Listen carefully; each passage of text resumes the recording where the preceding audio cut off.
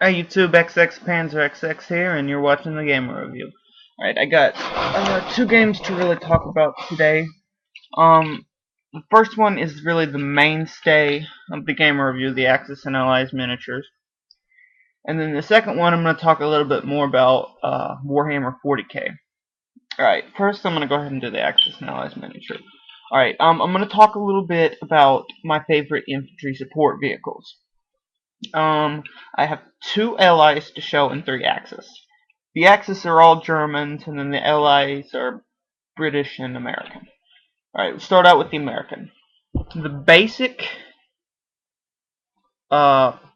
infantry support vehicle has always been a half-track. This won't do any damage against tanks.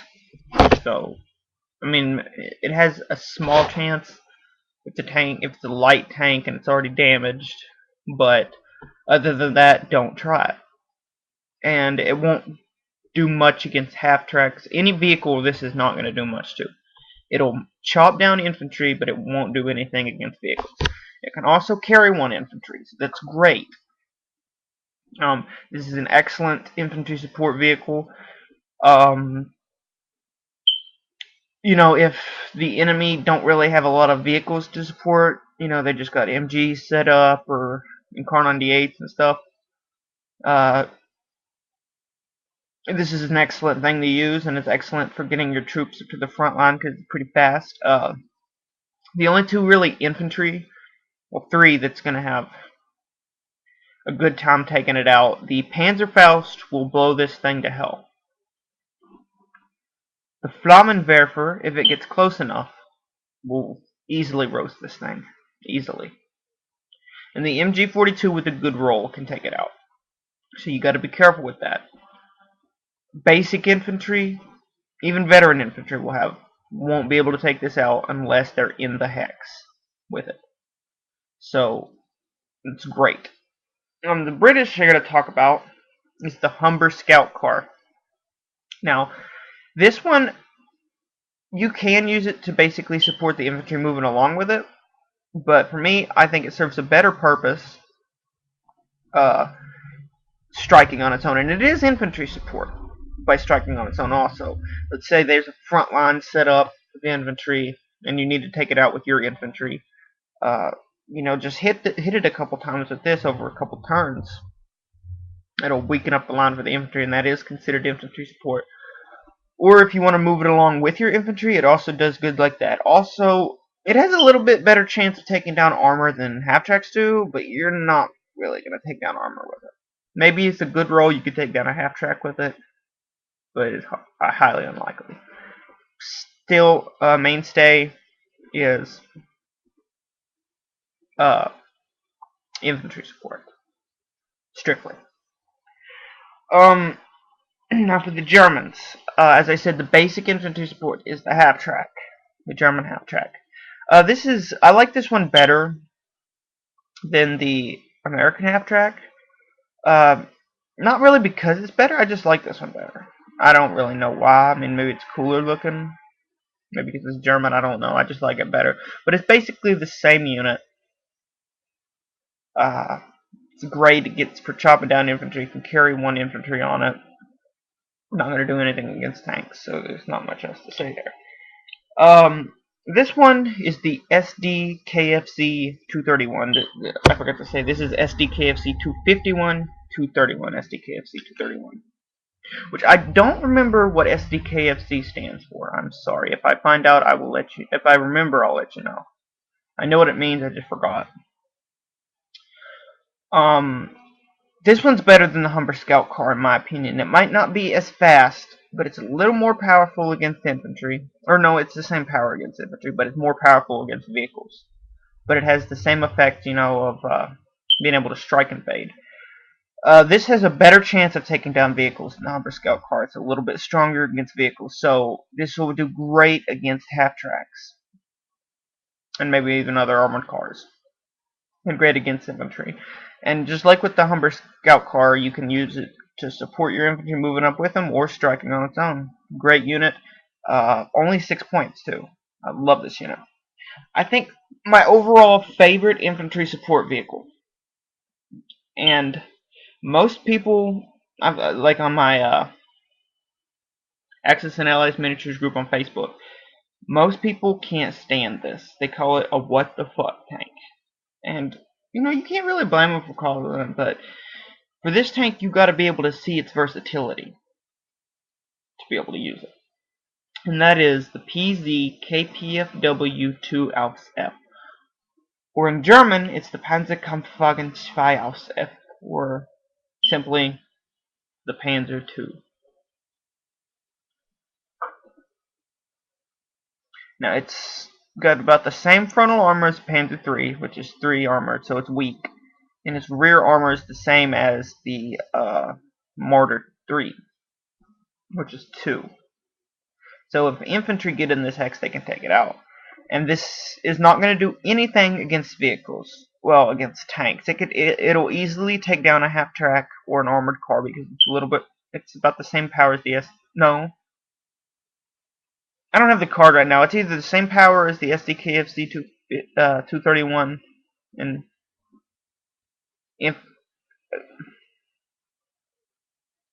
I think it's the same power against infantry as the SDKFC 231.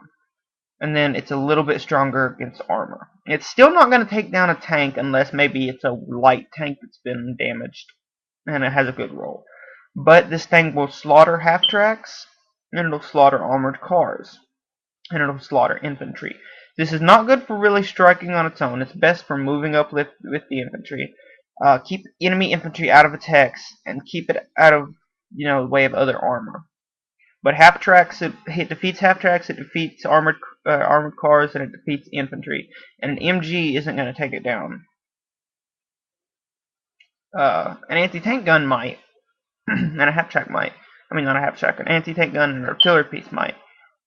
But for the basics in infantry support, half tracks, armored cars, infantry don't stand a chance. Plus, it gets a double shot. So that's why I love this tank. Most people don't like it. And in actuality, this was an infantry support vehicle, and it also would not suffice for armor versus armor, which is why most people, pro-allies and stuff, say it's a stupid tank because, hell, the French Samoa was far better than it.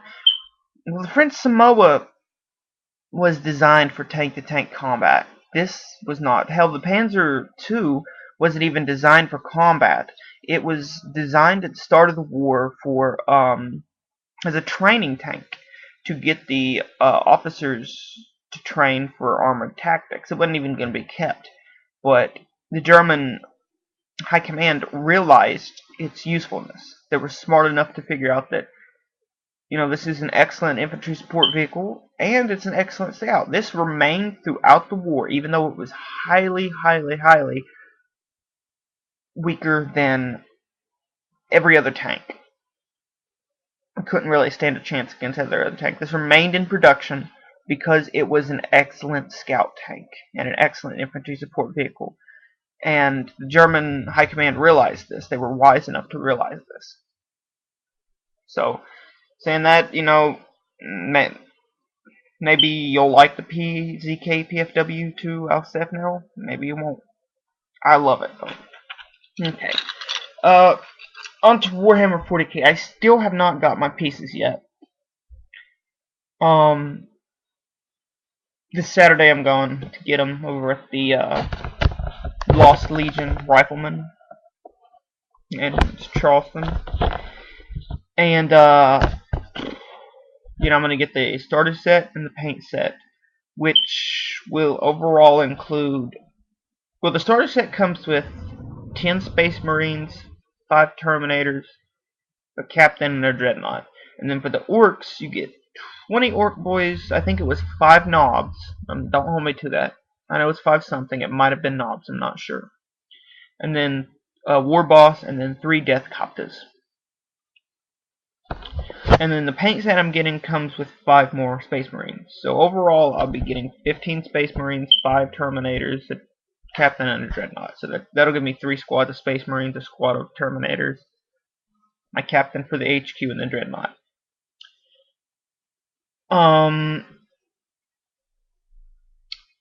And if you're new to painting, you know, uh, there's lots of videos out there to show you how to paint, and to give you ideas too. And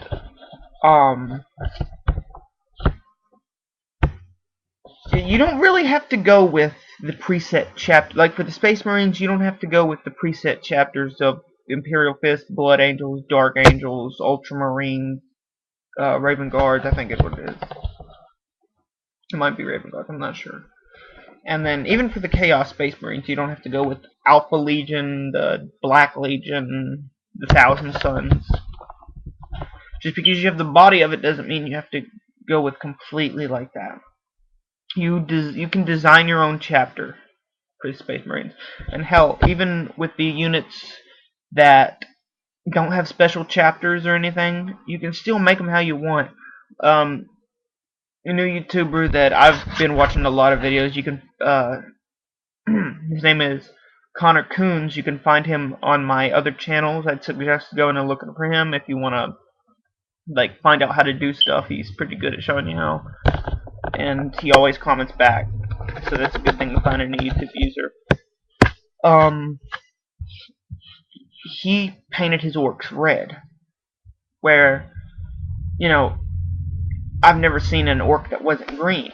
So, and it looks pretty good too. So you can paint red orcs or blue orcs, just whatever you like. Just make them your own army. You know, I've seen Tyranids being painted blue. Tyranids being painted red. You can paint them however you want to make your own army. It's your custom army. And you can make the bases however you want. Connor Coons showed a lot of basic base makings. You can make your captains however you want them. You can make everything your own custom army. Decals and everything. And you're not limited to just painting either, or making the bases. Hell, you can do a lot more. Like, one of my ideas is for the bottom of the bases, the sides, I would paint them a different color depending on the squad. Like, first squad would be, the base would be blue. Second squad, the base would be red. And maybe if I run out of colors like that, I'll just start painting stripes or checkers for the bases. I don't know. And hell, you can even name your units. Like, one thing I'm gonna do is, for on the front of it, like, it's gonna be like, let's say this first squad is blue, and we'll put the sergeant. I'm putting a sergeant in each squad. The base side's gonna be blue, and then there's gonna be a white spot on the front that I'm gonna paint, and in the white spot I'm gonna paint in black, like Sergeant yada yada, you know, his name, and I'm gonna name every one of my units. And you can do something like that. You can do whatever. And for the bases, you can put grass and rocks, and hell, if you have a broken unit left over, or if you have extra pieces or something, like an extra head, or you broke a unit and you have its head, you can take the head off, put it to the base, like there's a broken helmet there, or an arm, or a gun, or anything like that. You can completely customize it how you want, and I highly, highly recommend doing that. It won't be till Saturday, I think, that I actually go and get the starter set and the paint set. And I'm either gonna record from the Lost Legion gamer place. I gotta get permission to film in there, and I may even have the store proprietor talk a little bit about the store, or the Warhammer, if I can get him to do it, or I'll just wait till I get home. But I'm probably gonna paint at the store, so you might miss me putting it together if I don't record at the store. But I should be putting up a video Saturday, and if I don't, I'll try to get to it as soon as I can. So I apologize. Anyway, I'm XX Panzer XX, and you're watching the Gamer Review. So until next time, XX Panzer XX out.